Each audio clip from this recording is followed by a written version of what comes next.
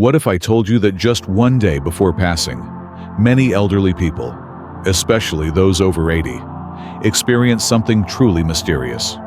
Some suddenly regain energy, others have visions of long-lost loved ones, and a few even predict their own death with eerie accuracy. But is this just the body shutting down, or is there something much deeper happening? Hospice nurses, caregivers, and families across the world have witnessed the same strange patterns over and over again. These aren't isolated incidents. They're part of a profound human experience that most of us will never understand until we face it ourselves. Stay with me till the end, because what happens in those final 24 hours may completely change how you see life and death. Before we dive in, if you're fascinated by these deep life mysteries, make sure to subscribe and turn on notifications. We bring you eye-opening insights you won't hear anywhere else. One of the most puzzling phenomena hospice workers and family members report is what medical professionals call the final energy surge. It's as if the body gathers its remaining strength for one last moment of clarity and connection. I remember reading about an 85-year-old man in a hospice facility who had been bedridden for weeks, barely able to recognize his own children. Then, something remarkable happened. The day before he passed, he suddenly sat up in bed, asked for his favorite meal, pot roast with potatoes, and spent hours engaged in lucid conversation with his family, recalling detailed memories from his childhood in vivid detail. By morning, he had slipped away peacefully, as if that final connection was all he needed. This surge isn't uncommon. Many families report similar experiences. A grandmother who hasn't spoken in days, suddenly asking for a specific song to be played, or a grandfather who hasn't eaten suddenly requesting his favorite dessert. It's as if the body knows what's coming and rallies for one final goodbye. But not everyone experiences this energy surge. In fact, for many elderly people, the opposite happens. They begin to withdraw, becoming quieter and more introspective. It's almost as if they're already beginning the journey inward, preparing themselves for whatever comes next. They might respond less to conversations, or gaze at something unseen in the corner of the room. Family members often report their loved ones speaking softly to themselves, or smiling at empty spaces as if seeing something, or someone, that others cannot. And then, there's what medical professionals call terminal agitation, a state of unexplained restlessness that often appears in the final 24 hours. You might notice an elderly person picking at their bed sheets or moving their hands in the air as if reaching for something. Perhaps the most intriguing aspect of the final 24 hours are the visions and experiences that seem to transcend our physical understanding of the world. A hospice nurse once told me about an 88-year-old woman who kept looking at the corner of her room with joy. When asked what she was seeing, she simply replied, "My mother is waiting for me. She looks just as beautiful as when I was a little girl." The remarkable thing? Her mother had passed away over 60 years earlier. This isn't an isolated incident. Across cultures and continents, elderly people often report seeing deceased relatives in their final hours. Parents, spouses, siblings. These familiar faces seem to appear, offering comfort and guidance. A palliative care doctor with over 30 years of experience once told me, "After witnessing hundreds of deaths, I no longer dismiss these visions as mere hallucinations. There's a pattern to them that's hard to explain away. The dying don't see random people. They see those they loved most deeply." Beyond specific visions, many elderly people report feeling a presence in the room with them. Not frightening or ominous, but comforting, as if someone is standing guard, ensuring their safe passage. "There's someone else here," an 84-year-old man told his daughter the night before he passed. "They're watching over us both." When she asked who it was, he simply smiled and said, "Someone who loves us." Then there are the sounds, music, and voices that no one else can hear. A 92-year-old woman in a nursing home spent her final day describing the most beautiful melody playing in her room. "Can't you hear it?" she kept asking her children. "It's like nothing I've ever heard before." Perhaps most fascinating is the sensation many describe of floating or hovering above themselves. This out-of-body experience has been documented by doctors and dismissed by many as a neurological phenomenon. But those who experience it describe it with such clarity and conviction that it's difficult to dismiss entirely. While these spiritual experiences captivate our imagination, there are also very real physical changes occurring during these final 24 hours, signs that the body is preparing for its final transition. If you've ever held the hand of a dying loved one, you may have noticed how cold their extremities become. This isn't because the room is chilly. As the body begins to shut down, it diverts blood flow away from the limbs and toward vital organs. Hands and feet turn cool to the touch, often taking on a pale or slightly bluish appearance. The breathing pattern changes too. Medical professionals call it Cheney-Stokes respiration, a cycle of breathing that gets gradually deeper, then shallower, sometimes with pauses that can last 20 or 30 seconds. For family members witnessing this, these pauses can be alarming. Is this the moment, they wonder? Then the breath returns, until eventually, it doesn't. Appetite disappears completely. The body, in its wisdom, knows it no longer needs fuel for the journey ahead. Well-meaning family members often try to encourage their loved ones to eat or drink, but forcing nutrition at this stage can actually cause discomfort. The body is simply completing its natural process.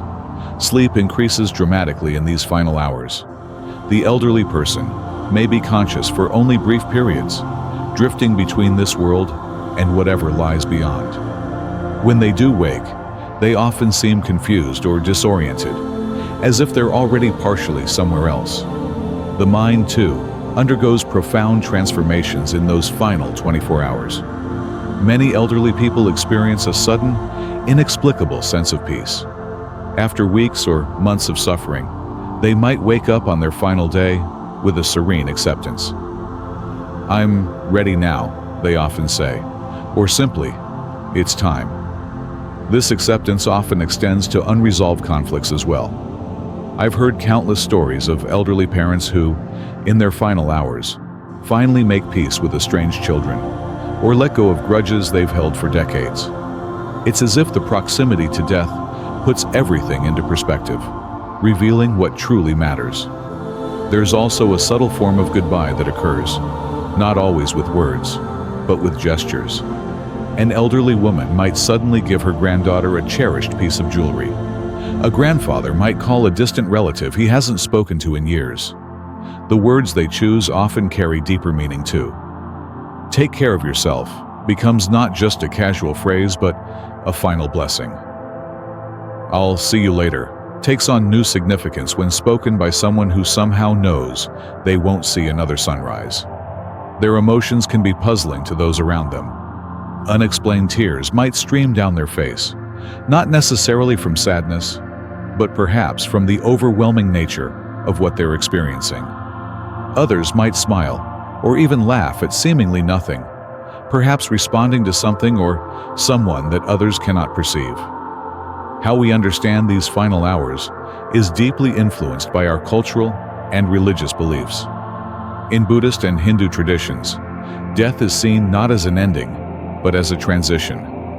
The soul prepares to move on to its next incarnation. The visions and experiences of the dying are understood as glimpses of what awaits them in their journey toward rebirth. For many Christians and Muslims, the presence of deceased loved ones is interpreted as angels or heavenly messengers, coming to guide the dying person home. The final moments are seen as a threshold between the earthly and the divine. Indigenous cultures around the world have rich traditions surrounding death. Many believe that ancestors actively participate in guiding the dying to the other side. The visions elderly people report align remarkably well with these ancient beliefs. This creates a fascinating tension between scientific and spiritual explanations. Neurologists might point to oxygen deprivation causing hallucinations. The dying brain, they say, creates comforting illusions as consciousness fades. But is that all there is to it? Even some medical professionals who have spent decades working with the dying admit there are aspects to these final experiences that science alone struggles to explain. Dr. Jessica Miller, who has worked in palliative care for over 25 years, puts it this way: "Science explains the how, but not always the why. I've seen too many consistent patterns, too many moments of inexplicable knowing, to dismiss the spiritual dimension entirely." The words spoken in those final 24 hours often leave an indelible mark on those who hear them. They're here. These two simple words have been uttered by countless elderly people in their final moments, often with expressions of recognition and joy, rather than fear. The light. It's so beautiful. References to light appear across cultures and beliefs, described with a sense of wonder and attraction. "Mom, is that you?" The recognition of a parent or loved one who passed long ago is perhaps the most common experience, reported by hospice workers worldwide. Sometimes, the final communication isn't verbal at all. Many family members describe their elderly loved ones making specific hand gestures, reaching toward the ceiling, or extending an arm as if to take someone's hand. Their facial expressions tell a story too. A peaceful smile might spread across the face of someone who has been in pain for months.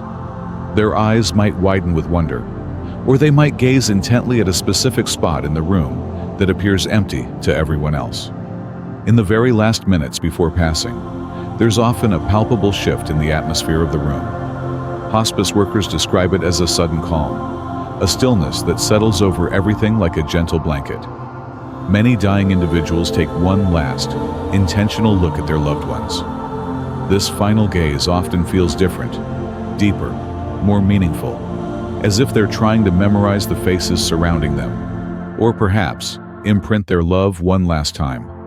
And then comes what nurses call the one last breath phenomenon. After the irregular Cheney-Stokes breathing, there's often a deep inhale, followed by a pause, and then silence. That final exhale marks the transition from this life to whatever lies beyond. For those at the bedside, time seems to stand still in that moment.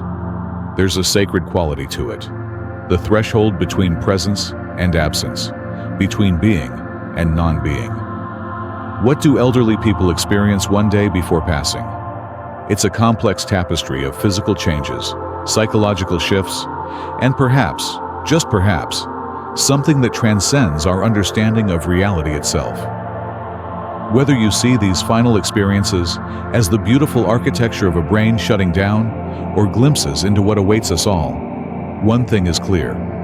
There is often meaning and purpose in those final 24 hours. Connections are renewed, words of love are spoken, peace is found. Perhaps the greatest gift we can offer our elderly loved ones is to approach these moments not with fear or denial, but with openness and respect for the profound journey they're undertaking. Is death merely a biological process, or could these experiences hint at something more? The answer might depend less on science and more on what we choose to believe, and what brings comfort as we face our own mortality. Have you ever witnessed something like this with a loved one? Share your thoughts in the comments. Your story might help someone going through the same experience right now. And if you want to explore more of life's deepest mysteries, don't forget to like, subscribe, and hit the notification bell. See you in the next video.